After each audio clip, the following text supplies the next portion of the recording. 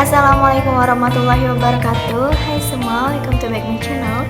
Nah, di video ini Iki mau membacakan sebuah cerpen dari karya A.A. Nafis yang berjudul Si Bangka. Kalau gitu langsung saja ya. Si Bangka, karya A.A. Nafis. Semua orang menyalahkan Mayor Udin menyuruh si Bangka yang pandir membersihkan pistol berpeluru. Karena tiba-tiba pistol itu meledak ketika lagi dibersihkan.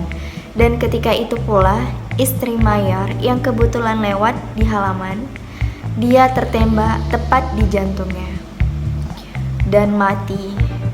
Begitulah tersiar kemana-mana di seluruh daerah komando Mayor Udin.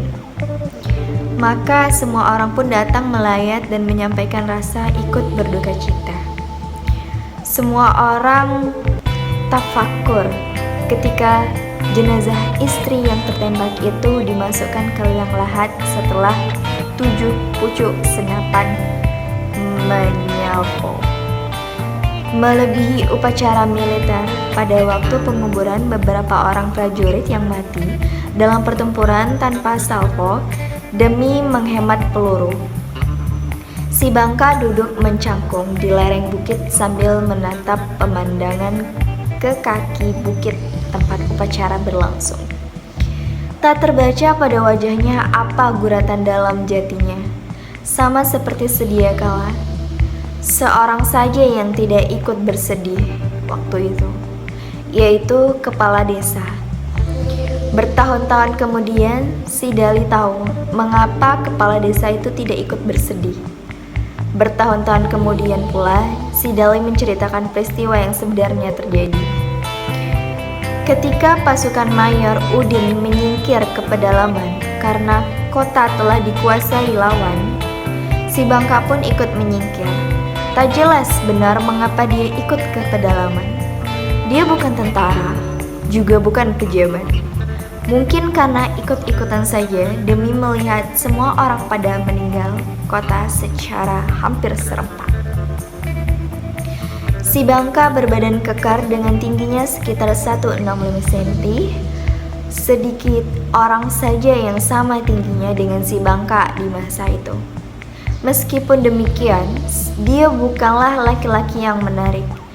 Ciri khas pada tubuhnya ialah pada kening di atas hidungnya ada daging yang membengkak sebesar kuning telur mentah yang lepas dari putihnya.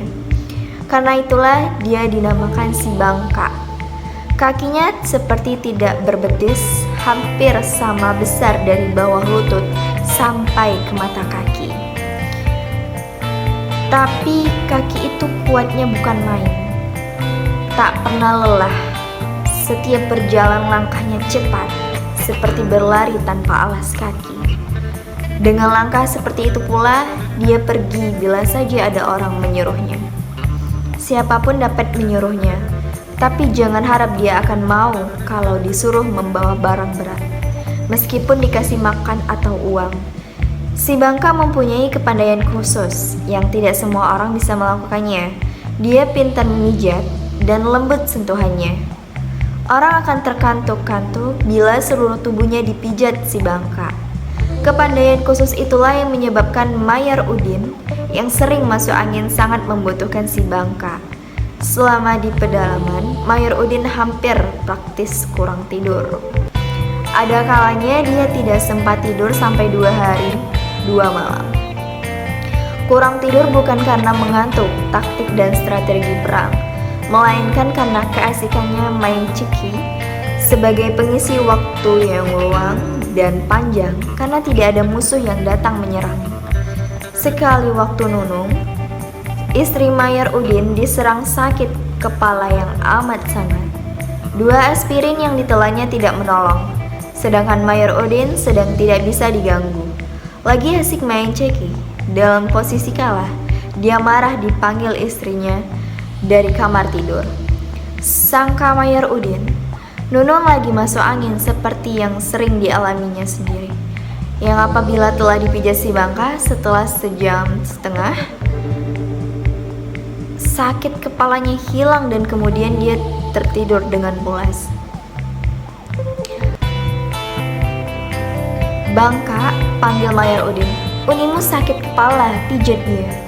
Tanpa banyak pikir, si Bangka yang lagi duduk di ambang pintu segera berdiri, langsung menuju Nunung ke kamar tidur.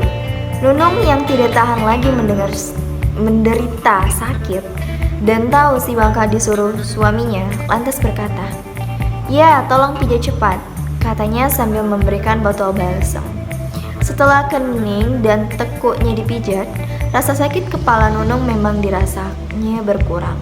Lalu si Bangka disuruhnya meminjat punggungnya juga, seperti yang biasa dilakukan pada Mayor Udin. Sambil menelungkup dirasakannya benar betapa enaknya pijatan si Bangka. Dia pun mulai terkantuk. Sekali merasa enakan pijat, kecanduanlah dia. Sejak itu bila Mayor Udin asyik main ceki di ruang depan, bila sakit kepala Nunung pun datang, si Bangka dipanggilnya untuk memijat. Peristiwa itu memang tidak perlu dicurigai. Nunung dan Mayor Udin sepasang anak manusia yang jatuh cinta semenjak masa remaja, sama-sama cinta pertama. Keduanya dipercaya tak pernah terlibat kasih dengan pihak ketiga dalam situasi apapun. Lagi pula lebih sering ada perempuan lain di kamar itu, namun selalu jadi bahan olok-olokan oleh banyak perwira sampai ke prajurit, dengan mengatakan bahwa mereka lebih suka jadi si Bangka saja di masa perang itu. Nunung lalu berkhayal, apabila Mayor Udin sampai terlelap karena betisnya dipijat, maka dia pun ingin pula mencobanya. Apa salahnya si Bangka? Biar laki-laki dia cuma si Bangka. Lagi pula pintu kamar selalu terbuka dan ada perempuan lain bersamanya, katanya dalam hati. Nunung keenakan dipijat. Lalu Mayor Udin tak terganggu lagi oleh erangan Nunung yang diserang sakit kepala. Bila dia main ceki, namun keduanya tidak tahu bagaimana perasaan hati si Bangka setiap memijat Nunung yang berkulit mulus. Menurut kepala desa, dia melihat benar si Bangka menodongkan pistol ke istri Mayor Udin, lalu menekan pelatuknya. Tapi dia tidak mau mengatakan apa yang dilihatnya kepada siapapun, karena tidak ada untung ruginya menghukum si Bangka. Katanya, bagaimanapun pandir si Bangka, dia kan seorang laki-laki, bukan anak kecil, ingusan, atau orang gaek jompo. Maka si Dali dapat merasakan betapa tersiksa hati si Bangka setiap memijat perempuan itu. Justru karena bodohnya itulah dia sampai mampu melakukan apa yang tidak mungkin dilakukan oleh laki-laki lain. Jika disuruh memijat perempuan muda yang mulus kulitnya, karena bodohnya itulah dia membunuh setan di kepalanya dengan menembak istri seorang Maya. Itulah tadi cerpen si Bangka dari karya Nafis. Nah, sekian dari video saya. Wassalamualaikum warahmatullahi wabarakatuh.